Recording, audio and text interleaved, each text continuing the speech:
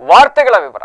ಹಾಸನದ ಮಾಜಿ ಶಾಸಕರು ಹಾಗೂ ಸದ್ಯ ಬಿಜೆಪಿಯ ರಾಜ್ಯ ಪ್ರಧಾನ ಕಾರ್ಯದರ್ಶಿಯಾಗಿರ್ತಕ್ಕಂಥ ಪ್ರೀತಮ್ ಗೌಡ ಅವರು ಕಾಂಗ್ರೆಸ್ನ ಶಾಸಕರಾಗಿರ್ತಕ್ಕಂಥ ಚಾಮರಾಜ ಕ್ಷೇತ್ರದ ಶಾಸಕ ಹರೀಶ್ ಗೌಡ ಅವರೊಟ್ಟಿಗೆ ಕಾರಿನಲ್ಲಿ ಕಾಣಿಸಿಕೊಂಡಿರ್ತಕ್ಕಂಥದ್ದು ಸದ್ಯ ರಾಜಕೀಯ ವಲಯದಲ್ಲಿ ಒಂದು ಚರ್ಚೆಗೆ ಗ್ರಾಸವಾಗಿರ್ತಕ್ಕಂಥದ್ದು.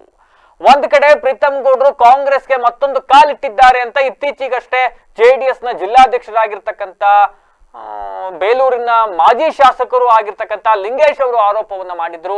ಇದಕ್ಕೆ ಇಂಬು ನೀಡುವಂತೆ ಇದೀಗ ಪ್ರೀತಮ್ ಗೌಡ ಅವರು ಚಾಮರಾಜ ಕ್ಷೇತ್ರದ ಕಾಂಗ್ರೆಸ್ ಶಾಸಕ ಹರೀಶ್ ಗೌಡ ಅವರೊಟ್ಟಿಗೆ ಕಾಣಿಸ್ಕೊಂಡಿರ್ತಕ್ಕಂಥದ್ದು ಒಂದೇ ಕಾರ್ನಲ್ಲಿ.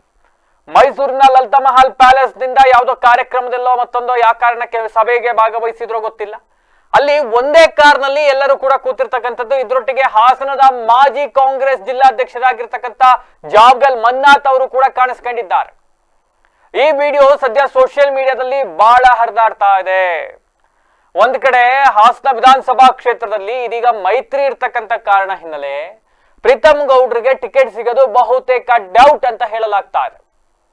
ಯಾಕೆಂದ್ರೆ ಆಲ್ರೆಡಿ ಸಿಟ್ಟಿಂಗ್ MLA ಇದ್ದಾರೆ ಜೆಡಿಎಸ್ ನ ಸ್ವರೂಪ್ ಪ್ರಕಾಶ್, ಅಂಡ್ ಮತ್ತೊಂದು ಕಡೆ ಹಾಸನ ಜೆಡಿಎಸ್ ಭದ್ರಕೋಟೆ ಆಗಿರ್ತಕ್ಕಂಥ ಹಿನ್ನೆಲೆಯಲ್ಲಿ ಇಲ್ಲಿ ಬಹುತೇಕ ಜೆಡಿಎಸ್ ನ ಸಿಟ್ಟಿಂಗ್ MLA ಇರತಕ್ಕಂಥ ಹಿನ್ನೆಲೆಯಲ್ಲಿ ಹಾಸನ ವಿಧಾನಸಭಾ ಕ್ಷೇತ್ರದಲ್ಲಿ ಪ್ರೀತಮ್ ಗೌಡ್ರಿಗೆ ಟಿಕೆಟ್ ಸಿಗೋದು ಬಹಳ ಕಷ್ಟ ಅಂತ ಈಗ ಆಲ್ರೆಡಿ ಒಂದಿಷ್ಟು ಚರ್ಚೆ ನಡೀತಾ ಇದೆ. ಈ ಹಿನ್ನೆಲೆಯಲ್ಲಿ ಒಂದು ವೇಳೆ ಬಿಜೆಪಿಯಿಂದ ಟಿಕೆಟ್ ಸಿಗದೆ ಹೋಗಿಬಿಟ್ಟರೆ ಅನ್ನುವ ಕಾರಣಕ್ಕೆ ಕಾಂಗ್ರೆಸ್ ಜೊತೆ ಪ್ರೀತಮ್ ಗೌಡರು ಸಖ್ಯವನ್ನ ಬೆಳೆಸ್ತಾ ಇದ್ದಾರಾ ಅಂತಕ್ಕಂಥ ಚರ್ಚೆಗಳು ಪ್ರಾರಂಭವಾಗಿರ್ತಕ್ಕಂಥದ್ದು. ಇನ್ನೊಂದು ಕಡೆ ಕಳೆದ ಲೋಕಸಭಾ ಚುನಾವಣೆ ಸಂದರ್ಭದಲ್ಲೂ ಕೂಡ ಪ್ರೀತಮ್ ಗೌಡರು ಕಾಂಗ್ರೆಸ್ ಪರವಾಗಿ ಬ್ಯಾಟಿಂಗ್ ಅನ್ನ ಮಾಡಿದ್ರು. ಕಾಂಗ್ರೆಸ್ನ ಈಗ ಲೋಕಸಭಾ ಸದಸ್ಯರಾಗಿರ್ತಕ್ಕಂಥ ಸಂಸದ ಶ್ರೇಯಸ್ ಪಟೇಲ್ ಅವರ ಗೆಲುವಿಗೋಸ್ಕರ ಶ್ರಮಿಸಿದ್ರು ಅಂತಕ್ಕಂಥ ಆರೋಪವನ್ನ ಜೆಡಿಎಸ್ ನಿರಂತರವಾಗಿ ಮಾಡಿಕೊಂಡು ಬರ್ತಾ ಇರತಕ್ಕಂಥದ್ದು. ಇದರ ಜೊತೆಗೆ ಹಾಸನದಲ್ಲಿ ಕಾಂಗ್ರೆಸ್ನ ಸಂಸದರಾಗಿರ್ತಕ್ಕಂಥ ಶ್ರೇಯಸ್ ಪಟೇಲ್ ಅವರೊಟ್ಟಿಗೆ ಪ್ರೀತಮ್ ಗೌಡರು ಬಹಳ ಆತ್ಮೀಯತೆ ವಿಶ್ವಾಸದಿಂದ ಇದ್ದಾರೆ. ಈಗ ಮತ್ತೊಂದು ವ್ಯಾಖ್ಯಾನ ಅನ್ನೋ ರೀತಿಯಲ್ಲಿ ಪ್ರೀತಮ್ ಗೌಡರು ಕಾಂಗ್ರೆಸ್ನ ಮತ್ತೋರ್ವ ಶಾಸಕನೊಟ್ಟಿಗೆ ಕಾರ್ನಲ್ಲಿ ಕಾಣಿಸ್ಕೊಂಡಿರ್ತಕ್ಕಂಥದ್ದು.